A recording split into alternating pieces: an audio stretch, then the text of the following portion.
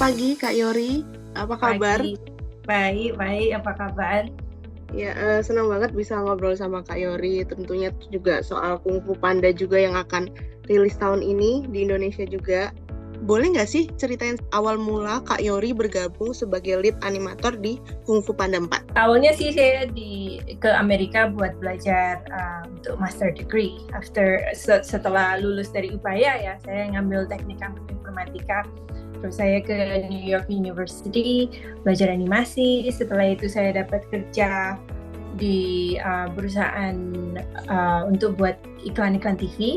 Terus setelah itu saya pengen ngerjain film-film, gimana sih? Jadi saya mencoba perusahaan yang lain. Pertama awal saya dapat ngerjain TV episode. Setelah itu nyoba ke visual effects, live action, kayak ngerjain Fast and Furious. Terus setelah itu saya dapat telepon dari Disney Animation, dari Disney ngerjain Moana. Setelah ngerjain film animasi, saya jadi jatuh cinta lah ke animasi, film animasi. Terus sekarang saya di DreamWorks sudah 6 tahun. Bagaimana perasaannya waktu akhirnya mendapatkan peran itu? Oh iya, bangga sekali. Soalnya saya dulu kan nggak percaya diri ya, ada orang-orang Indonesia, wanita juga. Saya pertama awal nggak bisa Inggrisnya, nggak pinter. Jadi nggak percaya diri lah, soalnya semua di departemen itu juga cowok-cowok semua, laki-laki semua. Yang kita ada 40 orang di departemen effects, ceweknya cuma 3. Awalnya juga saya 3 tahun atau 2 tahun itu saya cuma sendiri. 2-3 tahun yang lalu saya ditawarkan untuk jadi lead effects. Saya juga kaget, really? saya oh ya gitu. Saya pertama masuk nggak yakin gitu loh saya bisa, tapi mereka sendiri yang menawarkan gitu. Saya akhirnya jadi bangga juga. Ternyata saya berhasil. Aku dengernya ikut bangga juga Kak Yori. Akhirnya iya, perfilman Indonesia mulai maju dan juga orang-orang Indonesia, filmmaker Indonesia juga mulai ke kancah internasional seperti Kak Yori.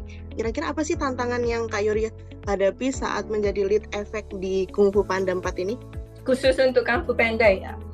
Itu saya kan di bidang di departemen effects. Jadi effects-nya itu lain dari yang dibandingkan dengan film-film yang lain, tuh punya desain sendiri, kan, punya artistiknya sendiri. Karena ini Kung Fu Panda berdasarkan adatnya Cina, jadi semua berdasarkan Chinese art. Jadi kayak kita buat smoke atau asap gitu, bukan asap biasa. Kadang-kadang tuh art directornya minta asapnya kalau naik tapi bisa muter kayak desainnya Chinese. Kalau awan kan ada melungker-melungker atau jadi simbol-simbol Chinese gitu. Kalau hal yang paling menyenangkan saat mengerjakan Kung Fu Panda 4 ini apa?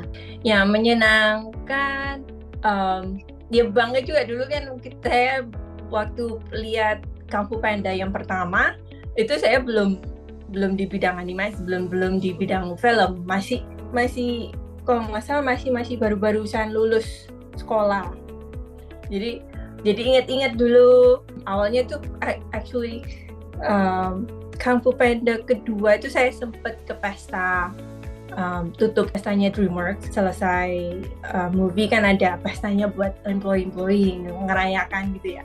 Saya sempat diajak sama soalnya teman kerja di DreamWorks. Jadi saya itu kok enak ya kerja di sini, jadi bangga. Jadi terus akhirnya inget waktu dulu aku pengen, tapi sekarang saya jadi juga ngerjakan Kung Fu Panda yang keempat gitu. Jadi ya impiannya tercapai lah. Apa yang paling Kak Yori sukai saat menjadi lead effects di film Kung Fu Panda 4? Di situ ada satu shot yang chameleon ini mencuri powernya Tai Lung. Itu salah satu shot yang paling susah effects-nya. Waktu itu ngerjakan sampai hampir 2 bulan untuk mendapatkan effects yang disukai semua gitu ya. Jadi pas itu jadi semua memuji saya waktu sudah selesai. Saya kalau jadi bangga sekali. Saya did it. Finally did it. Bagi Kak Yori, karakter Kung Fu Panda yang paling relate dengan Kak Yori itu siapa? Maybe Poe. Ya? Kenapa? Karena clumsy. Oke. You're clumsy and he likes food and I like food too.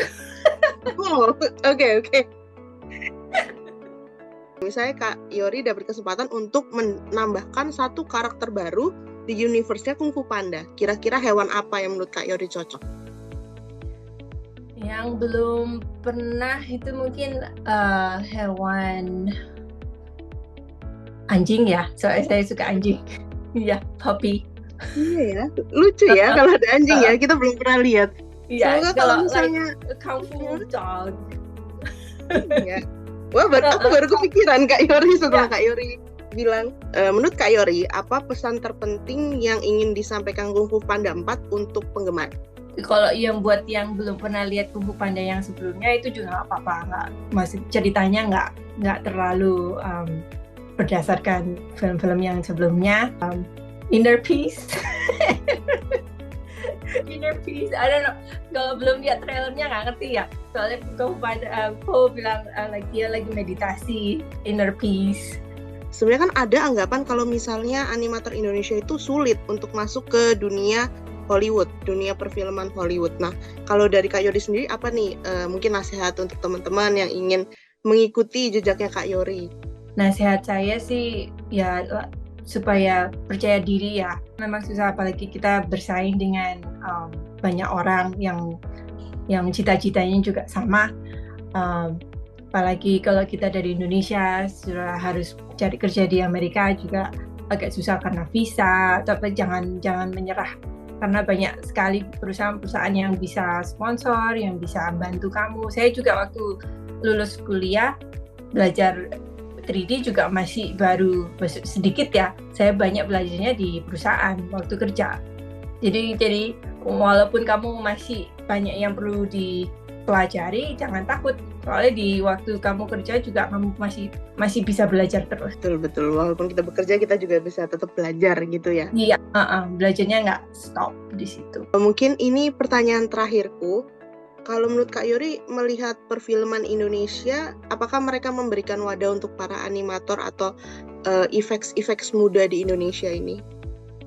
Saya sih sudah mulai melihat ya banyak jurusan-jurusan animasi atau multimedia di Indonesia sekarang dibandingkan waktu saya di Surabaya belum ada.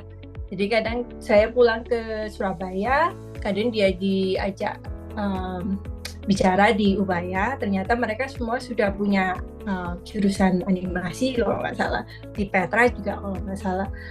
Jadi sekarang banyak juga les-les animasi, 3D animasi yang bisa diambil.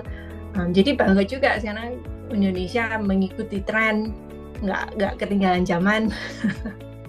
Saya juga banyak tahu ada orang Indonesia yang mengerjakan proyek-proyek buat Amerika kayak TV episode buat Disney begitu ya.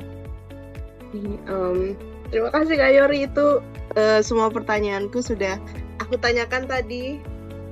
Senang bisa ngobrol sama Kak Yori pagi hari ini.